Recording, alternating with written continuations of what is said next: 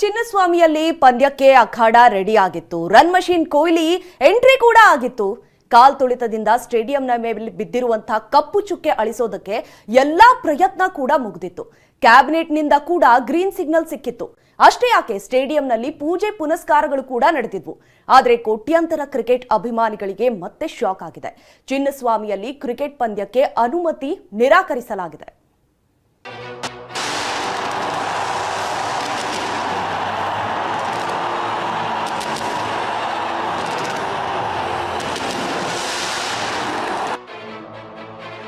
ಚಿನ್ನಸ್ವಾಮಿ ಸ್ಟೇಡಿಯಂನಲ್ಲಿ ಪಂದ್ಯಕ್ಕೆ ಅನುಮತಿ ಇಲ್ಲ,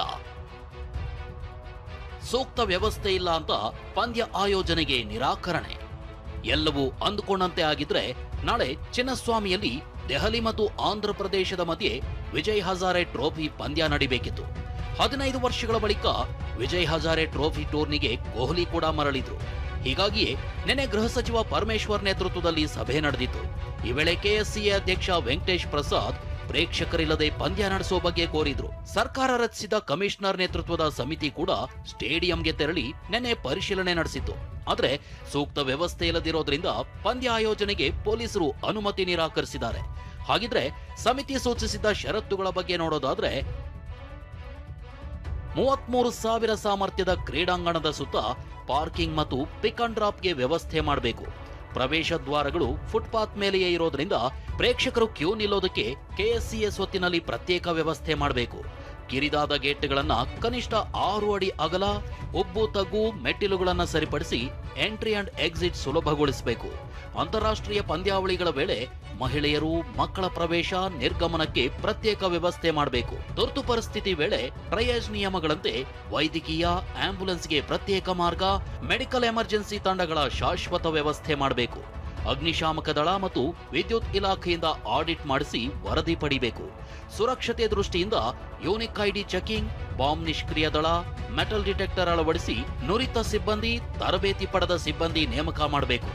ಆಟಗಾರರಿಗೆ ಪ್ರತ್ಯೇಕವಾಗಿ ಪ್ರವೇಶ ಮತ್ತು ನಿರ್ಗಮನ ಮಾರ್ಗಗಳನ್ನು ಕಾಯ್ದಿರಿಸಬೇಕು. ತುರ್ತು ಪರಿಸ್ಥಿತಿ ವೇಳೆ ಸಾರ್ವಜನಿಕರಿಗೆ ಸೇಫ್ಟಿ ಪಾಯಿಂಟ್, ಸೇಫ್ ಎಕ್ಸಿಟ್ಗೆ ಅಂತಾರಾಷ್ಟ್ರೀಯ ಮಾನದಂಡಗಳ ಯೋಜನೆ ತಯಾರಿಸಬೇಕು.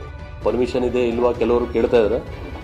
ಪರ್ಮಿಷನ್ ಬಗ್ಗೆ ಕ್ರಿಕೆಟ್ ಇದರಲ್ಲಿ ಏನು ಕನ್ಫ್ಯೂಷನ್ ಇಲ್ಲ. ನಿನ್ನೆ ನಿಮಗೆ ಗೊತ್ತಿದೆ, ನಮ್ಮ ಕಮಿಟಿಯವರೆಲ್ಲ ಹೋಗಿದ್ರು. ಅಲ್ಲಿ ಕಮಿಟಿದು ರೆಕಮೆಂಡೇಶನ್ ಆದ ಮೇಲೆ ಪರ್ಮಿಷನ್ ರಿಜೆಕ್ಟ್ ಆಗಿದೆ. ಸೊ ನಾಳೆ ಯಾವುದು ಮ್ಯಾಚ್ ಇಲ್ಲ ಅಲ್ಲಿ.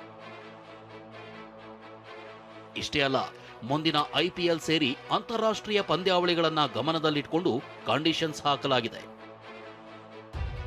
ಪ್ರವೇಶ ದ್ವಾರಗಳ ಬಳಿ ಬ್ಯಾಗೇಜ್ ಸ್ಕ್ಯಾನರ್ಗಳನ್ನು ಅಳವಡಿಸಿ ಸಿಸಿಟಿವಿ ಕಣ್ಗಾವಲಿನಲ್ಲಿ ದೀರ್ಘಾವಧಿ ಸ್ಟೋರೇಜ್ ವ್ಯವಸ್ಥೆ ಮಾಡಬೇಕು.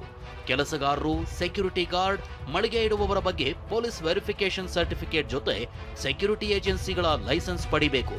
ಪಂದ್ಯದ ವೇಳೆ ಒಳಗಡೆ ಮಾರಾಟ ಮಾಡುವ ತಿಂಡಿ ತಿನಿಸುಗಳ ಪರಿಶೀಲನೆಗೆ ನಿರ್ದಿಷ್ಟ ಮಾನದಂಡ ನಿಗದಿಪಡಿಸಬೇಕು. ಸಾರ್ವಜನಿಕ ಸಾರಿಗೆ ಮೂಲಕ ಬರೋ ಪ್ರೇಕ್ಷಕರ ಪ್ರವೇಶ ಮತ್ತು ನಿರ್ಗಮನಕ್ಕೆ ಸರಿಯಾದ ವ್ಯವಸ್ಥೆ ಮಾಡಬೇಕು. ಅಂತಾರಾಷ್ಟ್ರೀಯ ಗುಣಮಟ್ಟದ ಗುಂಪು ನಿರ್ವಹಣೆ ಮತ್ತು ಮೂಲಭೂತ ಸೌಕರ್ಯಗಳ ವ್ಯವಸ್ಥೆ ಮಾಡಬೇಕು. ಪ್ರೇಕ್ಷಕರ ಪ್ರವೇಶ ಸಂಖ್ಯೆ ನಿಖರತೆಗಾಗಿ real time crowd flow system ವ್ಯವಸ್ಥೆ ಮಾಡಬೇಕು. ಟಿಕೆಟ್ ವಿಚಾರಣೆ, ಮಾರಾಟ, ವೇಟಿಂಗ್ ಮಾಡುವವರಿಗೆ ಪ್ರತ್ಯೇಕ ಸ್ಥಳಗಳ ವ್ಯವಸ್ಥೆ ಮಾಡಬೇಕು.